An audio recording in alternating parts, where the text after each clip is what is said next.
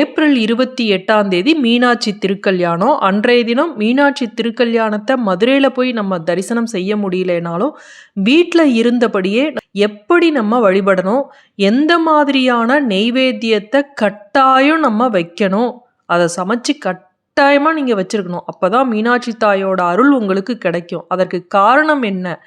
அதே போல் இந்த மீனாட்சி திருக்கல்யாணத்தன்று நம்ம கயிறு மாற்றிக்கொள்ளும் போது கட்டாயமாக செய்ய வேண்டிய ஒரு செயல் என்ன அப்படிங்கிறத இந்த பதிவில் பார்க்கலாம். முதல்ல இந்த கயிறு மாற்றுவதற்கு முன் இந்த கன்னி மீனாட்சியை பற்றி நம்ம தெரிஞ்சுக்கலாம். மீனாட்சி அம்மன் திருக்கல்யாணம் திருக்கல்யாண மண்டபத்தில் நடக்கிறத தான் நம்ம பார்த்துருப்போம். அதுக்கு முன்ன மணமகனும் அதாவது மணமகள் மீனாட்சியும் மாப்பிள்ளை சொக்கநாதரும் எங்கே இருப்பாங்கன்னு தெரியுமா? யதாஸ்தானம் அப்படிங்கக்கூடிய சேர்த்தி மண்டபம் சுவாமி சன்னதிக்கு முதல் பிரகாரத்தில் இருக்குது. இங்கே மீனாட்சியும் சொக்கநாதரும் மணமக்கள் கோலத்தில் இருப்பாங்க. அதிகாலை 4 மணிக்கே கல்யாண மண்டபத்துக்கு கிளம்புவாங்க. மண்டபத்துக்கு வந்ததும் பஞ்சோபச்சாரம் அப்படின்னு சொல்லக்கூடிய 5 வகை தீபாராதனை நடக்கும். அதுக்கு பிறகு மணமக்களோட பிரதிநிதிகளாக சிவாச்சாரியர்கள் வேடமிட்டு வருவார்கள். இவங்களுக்கு வேஷ்டி, பருப்பு தேங்காய், பூநூல், ஓதியிடுதல், அதாவது பணம் வச்சு கொடுக்கறது, இதெல்லாம் நடக்கும். பின் சுவாமிக்கும் அம்பாளுக்கும் பட்டு வஸ்திரம் சாத்துவாங்க. அதற்கு பின் சுவாமியும் அம்பாளும் அதிகாலையில் மணக்கோலத்தில் எழுந்தருள்வார்கள். திருமணத்துக்கு முந்தைய நிலை அப்படிங்கிறதுனால அம்பாளை கன்னி மீனாட்சி அப்படின்னு சொல்லுவாங்க. மேலகோபுர வாசல்ல பார்த்தீங்கன்னா அம்மன் சுவாமி இருவருக்கும் பாத பூஜை நடத்தப்படும். அதற்கு பின் மீனாட்சி கன்னி ஊஞ்சலில் ஆடி காட்சியளிப்பாள். மீண்டும் திருக்கல்யாண மண்டபத்துக்கு வந்த பிறகு திருமண சம்பிரதாயம் நடக்கும். 30 வருஷத்துக்கு முன்னாடி இந்த நிகழ்ச்சியெல்லாம் பார்க்கக்கூடிய வாய்ப்பு மக்களுக்கு கிடைச்சது. இப்போ அதிக கூட்டம் அப்படிங்கிறதுனால இந்த நிகழ்ச்சியெல்லாம் பார்க்கறதுக்கு நமக்கு வாய்ப்பு இல்லை. சிவாச்சாரியர்களை தவிர மற்றவர்களுக்கு இதை பார்க்கக்கூடிய பாக்கியம் நமக்கு கிடைக்காது. இதை நம்ம மணக்கண் முன் கொண்டு நீங்கள் மீனாட்சியையும் சொக்கநாதரையும் நினச்சி பார்த்துக்குங்க. இந்த மீனாட்சி திருக்கல்யாணத்தை பார்க்கறதுனால அன்னையோட அருள் பரிபூர்ணமாக நமக்கு கிடைக்கும். திருமண தடை உள்ளவர்களுக்கு திருமணம் நடைபெறும். மாங்கல்ய தோஷம் இருக்கிறவங்களுக்கு தோஷங்கள் பாவங்கள் அனைத்தும் நீங்கும். வாழ்க்கையில் மகிழ்ச்சி நிம்மதி நிலைக்கும். வீட்டில் மங்களம் பெருகும். சரி, வீட்டில் இருந்தபடியே அன்னையோட அருளை நம்ம எப்படி பெறுவது அப்படின்னு நம்ம பார்க்கலாம். நேரில் போய் பார்க்க முடியாதவங்க வீட்டில் தொலைக்காட்சி வழியாக தான் நம்ம பார்ப்போம். அதற்கு முன்னர் நம்ம என்ன பண்ணணும் அப்படின்னா, நம்முடைய வீட்டில் இருக்கக்கூடிய மீனாட்சி அம்மனோட படத்துக்கு வாசனை மலர்கள் சூட்டி சந்தனம் குங்குமம் இதெல்லாம் வச்சு அலங்கரிக்கணும்.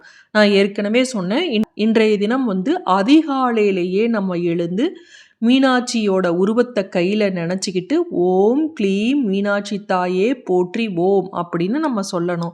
சொல்லிட்டு அன்றைய நாளில் காலையில் எழுந்து குளிச்சுட்டு காலை கடன்கள் எல்லாம் முடிச்சுட்டு நம்ம இந்த திருக்கல்யாணத்தை பார்க்குற வரையும் உபவாசம் இருக்க வேண்டும்.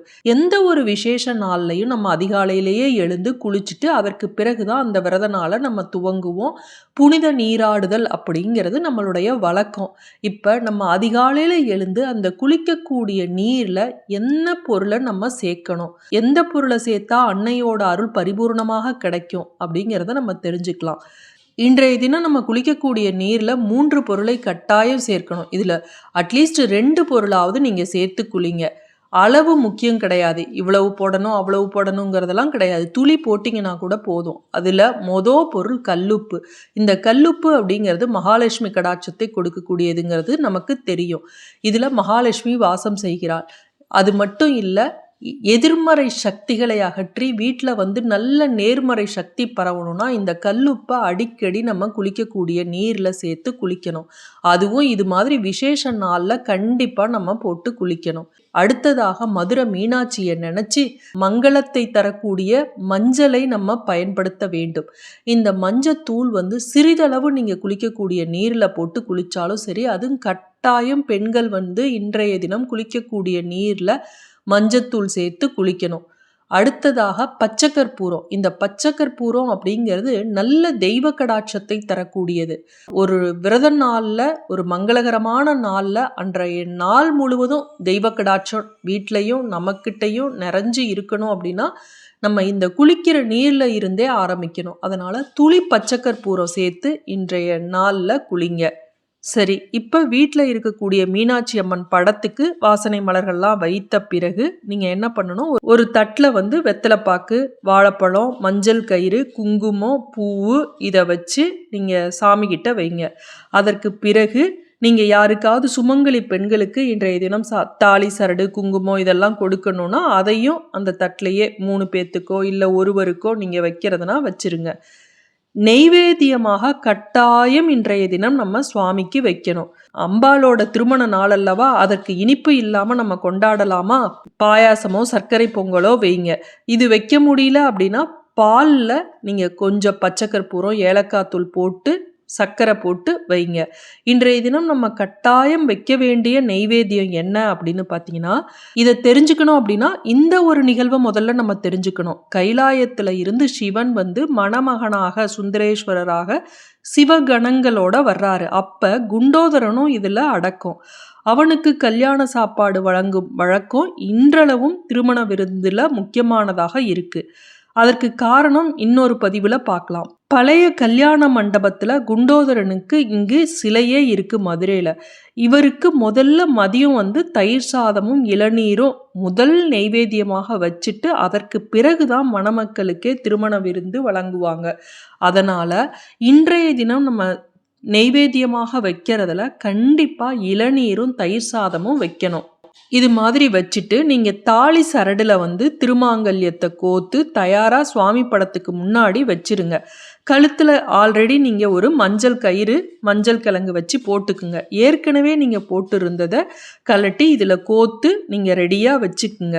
அன்னை மீனாட்சிக்கு திருமாங்கல்ய தாரணம் நடைபெற்று முடிந்த பிறகு சுவாமி படத்துக்கு முன்பு வைத்த மாங்கல்யத்தை கணவரோட கையாலேயே அல்லது மீனாட்சியை வேண்டிக் கொண்டு நீங்களாகவே அணிந்து கொள்ளலாம். அதன் பின் உங்களுடைய கணவரோட கையால குங்குமம் நெற்றியில வச்சுக்கிட்டு தாலி சரடுல வச்சுக்கிட்டு நீங்க யாராவது ஒரு பெண்ணுக்கு, சுமங்கலி பெண்ணுக்கு மஞ்சள் குங்குமம் கயிறு இதெல்லாம் வச்சு நீங்க கொடுக்கலாம். நைவேத்தியத்தை நீங்க சாப்பிட்டுட்டு அவங்களுக்கும் கொடுக்கலாம்.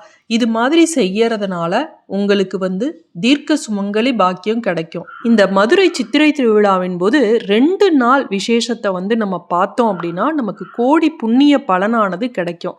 இந்த வருஷம் 2026 ஏப்ரல் 19ஆம் தேதி தான் ஆரம்பிக்குது, கொடியேற்றம் நடைபெறுகிறது. 12 நாள் வைபவம் என்னைக்கு முடியுது, 12வது நாள் அப்படின்னு பார்த்தீங்கன்னா ஏப்ரல் 30ஆம் தேதி கள்ளழகர் எதிர்ச்சேவை நடைபெறுகிறது. 12 நாள்ல பார்த்தீங்கன்னா 6வது நாள் வைபவம் இருக்கு இல்லையா, அதாவது சொக்கநாதர் வந்து தங்க ரிஷப வாகனத்திலையும் மீனாட்சி வந்து வெள்ளி ரிஷப வாகனத்திலையும் வருவது கோடி மடங்கு புண்ணிய பலனை தரும். அதே போல மீனாட்சி திருக்கல்யாணம் முடிந்த பிறகு 10வது நாள் யானை வாகனத்திலையும் புஷ்ப பல்லக்கிலையும் சுவாமியும் அம்பாளும் வலம் வருவதை பார்த்தோம் அப்படின்னாலும் நமக்கு பல மடங்கு புண்ணியம் வந்து சேரும்.